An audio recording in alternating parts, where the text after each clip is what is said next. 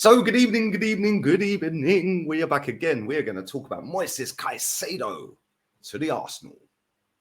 Or is he? Because we're preparing a bid. Oh dear, oh dear, oh dear, oh dear, oh dear. You got to laugh. You just have to laugh. We're going to prepare to... Arsenal are preparing to lodge a renewed offer. Preparing to lodge. It sounds amazing, doesn't it? We're preparing to lodge a new offer for Caicedo. Okay, good one. Smash the like button. Do it now. That would be fantastic. Make sure you are subscribed. That would be even better. Make sure you are sharing the content around. Feel free to donate to the channel. Hit the thanks option. Subtly Reacts. Video coming out on there later this evening, 9 p.m. No, I'm lying. I'm lying. Yes. I'm getting so confused. I do so many videos. 9 p.m. UK time, video out on the other channel about Harry Maguire. There is already one out on that channel. And do go and check out the video on here about Declan Rice that I did earlier as well. We're preparing to lodge a bid for him as well. All this preparing imminently and all of this crap. But let's read this rubbish out. Arsenal are preparing to lodge a renewed offer for Brighton and Hove Albion midfielder Caicedo. It is understood the Gunners will make a bid similar to the 75 million package that was rejected by Brighton in January. The Seagulls were adamant Caicedo wasn't for sale back in the winter, but are now open to negotiations after making a promise to the player. A gentleman's agreement. It may or may not be in the new contract that he signed. Who knows? Then goes on. Brighton finished in the top six, securing Europa qualification for the first time in their 122-year history. An agreement was made with the Ecuadorian, however, to let him go in the summer if a substantial offer came in. Albion will therefore listen to offers. Sources close to the player suggest Caicedo is feeling relaxed about the situation. No personal terms have been agreed, apparently. So all the reports saying that personal terms have been agreed, well, this one says they haven't. Who's telling the truth here? It's almost like it's a load of rubbish, isn't it? It's almost like everyone's just making it up. I really don't get it. It's funny. All this bid imminent, prepping a deal, lodging a bid. Like, come on, man. Seriously, at the end of the day, football is very simple. It's a simple game on the pitch. It's also very simple off the pitch. If you want a player, you phone up the club, you bid the money they want, job done. You get the player. It's not difficult. The only way it's difficult is if you're getting all this irrelevant crap in the middle. And this is what it is. It's just irrelevant rubbish. Yeah, the fact is, Arsenal haven't bid for Caicedo. If we do bid for Caicedo, then great, fantastic. But then at the same time, Chelsea are said to be offering exactly the same, if not more, as to what our bid will be and our offer to the player will be. And then it's a decision to make. Are you going to go Chelsea without Champions League? Because apparently the Champions League is the be-all and end-all for every footballer on the planet that's ever lived. And Chelsea ain't in it. So, yeah, it's kind of jarring to see all of this irrelevance while we're sat there doing nothing. What is Edu doing?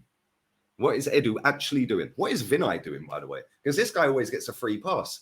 This is our CEO. What is he actually doing? What does he do? Yeah, and has anyone noticed that this fraud bastard, Chris Wheatley, is suddenly talking about Arsenal every day again? How's that even possible? This is the same guy, by the way, who put out a tweet that Thomas Partey was not going to America, and it turns out he was on the plane. And then he got sacked on the first day of his job, went and started working for Nottingham Forest, and now all of a sudden that looks like it's come to an end, and now every day he's tweeting and writing and talking about Arsenal again. How is this even possible? And people still think this guy's got credibility. Like, seriously, these are the journalists, puppets. They're not journalists. These are the people, yeah, that thousands upon thousands of idiots online sit and believe every word of. Like, real talk. All I keep seeing is things popping up from this idiot. Like, it's unbelievable. It is unbelievable. The Chris Wheatley show. Why is he even talking about Arsenal? Go back to Forest, mate. Yeah, end of the day, these are the people that have you on strings. He's one of them. Watts is another. Ornstein's another. Yeah, James Benge another. They all have you on strings. All have you on strings. The fact is, Arsenal haven't bid for anyone, which is why we haven't got any business yet. That's why we ain't done any deals yet. And you would have thought, regardless of whether the transfer window's open or not, you can still sign players. We've seen that. Jude Bellingham signed for Madrid yesterday. McAllister signed for Liverpool. Other players are signing for other football clubs. So you can sign players. And you would have thought with Arsenal finishing second, very, very, very big capitulation towards the end of the season, you would have thought that they would have gone to rectify that straight away and gone, do you know what? We're all extremely upset with how the end of that season went. We're going to go out there, bang, we're going to go and make a statement straight away. Bosh, there's Caicedo. Bosh, there's Declan Rice. Yeah, all of this talk about, oh, we kept good relations with Brighton. Well, why haven't we bid? Oh, we're waiting until after the Conference League final to bid for Declan Rice. Well, that was 2 days ago. But the bid's imminently. It's imminent. The bid is imminent. What does that mean? They're preparing the bid. All I keep hearing is preparing, imminent, looking to do. Like, it's just a load of crap. Yeah. What are they doing? This football club needs to be out there making a statement. Yeah. And yes, I know there's still 10 weeks of the window to go and all of that. That's not the point. The point is, we nosed up that season. We should be out there actively trying to sign a player now. Get it done now. Bid now. Real Madrid didn't muck about. Real Madrid's president came out straight away and said that ain't acceptable for Real Madrid. Yeah, and then the manager's come out. He's lucky he kept his job, by the way. He's come out and said, we need to be more competitive next season. All of a sudden, bang, Jude Bellingham through the door, signed, sealed, delivered. One of the best up-and-coming midfielders out there. Signed, sealed, delivered, 100 million. I didn't hear no bid imminent for him. I didn't hear no prepping a bid. Yeah, I didn't hear no looking, oh, and waiting, and he's the first and second. No.